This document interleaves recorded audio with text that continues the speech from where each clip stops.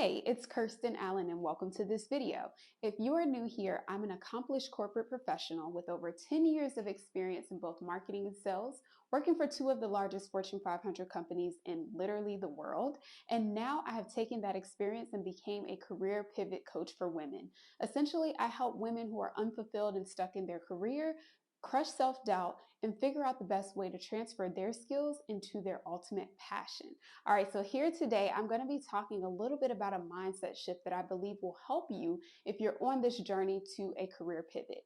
Okay, so we all know one of the biggest things is salary. So if you're watching this, you're probably already making a good salary, and maybe pivoting into your dream career is a little bit scary for you because you don't want to lose those great benefits or the salary that you have in your career.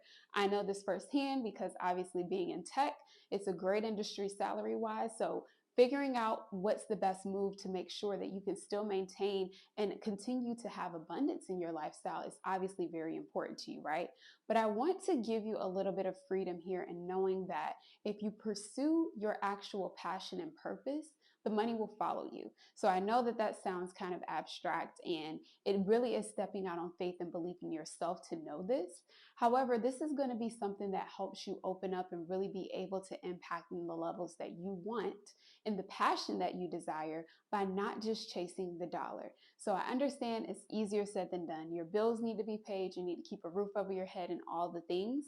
But I would like you to borrow this belief or this shift that no matter what your passion and your belief is, the money will follow you. Abundance will follow you. Whatever you need, roof over your head, even things beyond your imagination will be covered if you truly step into serving in your genius. All right, so let's talk a little bit, as I mentioned, service. Let's talk about serving. So most times in your career, when we take on jobs, we're thinking about, all right, obviously, is this somewhere where I fit? Is the culture right for me? Is this something that is going to be conducive to my personal life?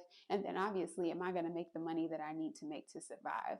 One of the shifts that I would love to share with you and hope that you can take as you move forward is that you want to stay in servant leadership. You want to be able to approach every opportunity or role as a way to serve in your particular zone of genius. Again, coming to a role or coming to anything with a service mindset really changes the game and the atmosphere for how you can move forward. So, how do you show up in service? First of all, you need to understand what is it that you best serve in. So, understanding your true zone of genius. There are a few ways that you can do this. One of the most impactful ways for me was to really sit back and look over my life and find themes within my life. So, this was something that I learned through a coaching program that I was a part of, and also a session that I had with a particular mentor of mine. And we really just sat down and talked about, okay, from childhood to now, what are the things that you really enjoyed? What are the things that you killed it at, that you just felt energized by? And you'll be surprised that there are certain things in your life that have been a constant theme. I 100% say that if you're watching this, you have some type of theme that carried you throughout your life. Maybe there were moments where it was suppressed because you had to get into the real world, get a job, do all the things or whatever, but it always somehow resurfaced. For me, it was starting a business. From being a child to now, that has always been a constant. Even as I've pursued my professional career and been very successful, I've always had this entrepreneurial spirit, which is why I landed in sales. So when you're thinking about that service leadership, first get really solid in who you are, how you can serve, how you can best show up in the world, and find roles and opportunities that align with that. Second piece, you want to be able to showcase it. So once you start saying, okay, this is the muscle, this is my zone of genius, this is where I want to serve, and being fearless with that, you need to accept opportunities where you can continue to thrive and show that side of yourself. So maybe it's not something that you can do in your career right now, or maybe it is, but there are creative ways to figure this out. So maybe you take a volunteer opportunity, or we call it in my company, a stretch assignment, which is basically an additional set of duties or working on a specific team on a project basis to really showcase your skills so that you can add that to your resume get additional visibility, and again, show up in that true zone of genius. So as you're going out and actually doing those things, the third piece is going to be to document it, right? So making sure that you don't let these things that you're doing in your zone of genius just be something that you're doing in the moment and then from there it's gone, right? You want to make sure you document that. Have a process to get results in your zone of genius and start building up a track record for yourself, or what most people call a brag book, where you can talk about your accomplishments specifically in your zone of genius where you serve, so that others know the impact that you create through your brilliance and your genius. So you want to make sure that as you're in this service mindset and you're approaching your role, your family, whatever it is in your life, that understanding being in that space is how you will continue to thrive, and how you will money and opportunity and abundance will continue to be attracted to you because you're serving. So if you're still kind of struggling or thinking like, all right, this sounds great. Obviously, I want to be in my passion, but I'm still kind of a little fearful. I don't want to leave this one thing that's solid, that's doing everything I need it to do, to go to the unknown. I know what that's like because I've been there, right? So if you're feeling afraid to kind of step out, another kind of illustration that I want to make for you is that honestly, staying in a place being unfulfilled, being in your comfort zone, not stretching yourself, not pulling yourself forward, is actually taking money away from you. So listen, hear me out, hear me out. I know if you're probably already making a six-figure salary, you're like, how is this taking away from me? I'm comfortable, I'm chilling, I'm doing the things that I want to do. But you got to think about your overall well-being, right? So one, if you're in a high pressure job that's stressing you out, that's obviously taking a toll on not only your physical health, but your relationship with your family. It's taking time away from them, the activities that you have going on, and ultimately it's creating no work-life balance for you. So what can that look like? That can look like additional doctor's visits. That can look like, therapy costs. That can look like taking additional time off of work that may become unpaid. That can look like priceless things, missing football games or missing moments and plays in your children's life. You don't want to do those things.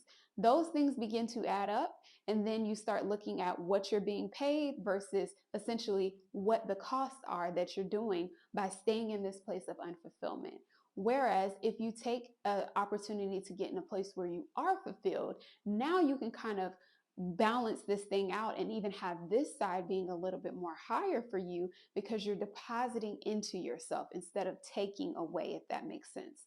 So as you're in a place of fulfillment, now you're saying, all right, I'm happier.